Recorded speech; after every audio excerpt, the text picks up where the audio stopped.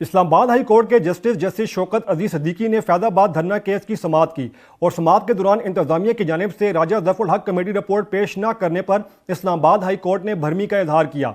बाद अज़ां जस्टिस शौकत अजीज सिद्दीकी ने सेक्रेटरी दिफा को दोबारा रिपोर्ट पेश करने की हदायत की। अदालत ने कहा कि सेक्रेटरी दिफा रिपोर्ट में बताएं कि धरना मुजाहिरीन से मुआहदे में आर्मी चीफ का नाम क्यों इस्तेमाल हुआ। इस मौके पर डायरेक्टर जनरल इंटेलिजेंस ब्यूरो अदालत में पेश हुए, ताहम वो वायरल ऑडियो रिकॉर्डिंग से मुतल्लिक रिपोर्ट पेश ना कर सकें, जिस पर अदालत आलिया ने DGIB की सजनिश की और 12 फरवरी तक रिपोर्ट तलब कर ली।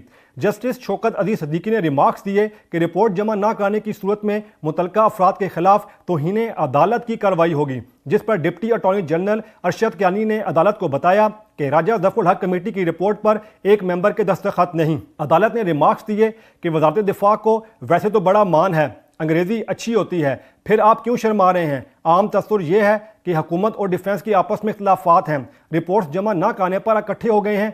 जस्टिस शौकत अजीज सिद्दीकी का कहना था कि इस मामले को कॉर्पोरेट के नीचे दबाने का मौका नहीं दिया जाएगा और किसी का नाम लिए बगैर उन्होंने कहा कि मौसूफ ने फैजाबाद में बैठकर अदलिया की तस्दीक की। अदालत ने मजीद रिमार्क्स दिए कि चीफ जस्टिस ऑफ पाकिस्तान का नाम लेकर उनको बुरा भला कहा गया और आप बस राजीनामा करके बैठ गए कि जनरल साहब ने दस्तखत कर दिए। अदालत का मजीद कहना था कि हमारे वजीर खारजा वजीर दाखिला की और वजीर दाखिला वजीर खारजा की जिम्मेदारियां अदा करना शुरू कर देते हैं। जस्टिस शौकत अजीज सिद्दीकी ने कहा कि DGIB से रिपोर्ट मांगी थी कि बताएं कि वायरल ऑडियो किसकी थी, जिस पर DGIB ने बताया कि हमारे पास ऐसे कोई आलात नहीं जिससे ये पता चलाया जा सके।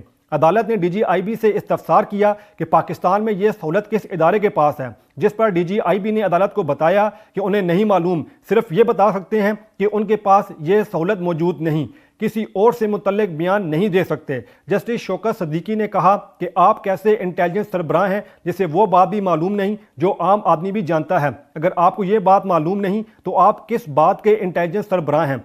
अदालत ने रिमार्क्स दिए कि क्या आपका काम सिर्फ अहम शख्सियात के टेलीफोन टेप करने हैं। अगर किसी दहशतगर्द की आवाज़ का मुवाजना करने की ज़रूरत पेश आ जाए तो क्या करते हैं, जिस पर DGIB ने इस्तदा की कि आप हुक्म दे दें कि IB को आवाज़ का मुवाजना करने के जदीद आलात लेकर दिए जाएं। ताहम अदालत ने रिमार्क्स दिए कि मैं ये हुक्म क्यों ना दूं कि कौमी खजाने पर बोझ महकमे को बंद कर दें। इंटर सर्विसेज इंटेलिजेंस एजेंसी तो पहले ही चाहती है कि IB को उनके साथ जम कर दिया जाए। अदालत ने DGIB को आइंदा समाअत पर तहरीरी रिपोर्ट पेश करने की हिदायत करते हुए कहा कि आप वायरल ऑडियो का पता क्यों नहीं चला सकते, ये भी बताएं कि पाकिस्तान में ये सहूलत किस इदारे के पास है।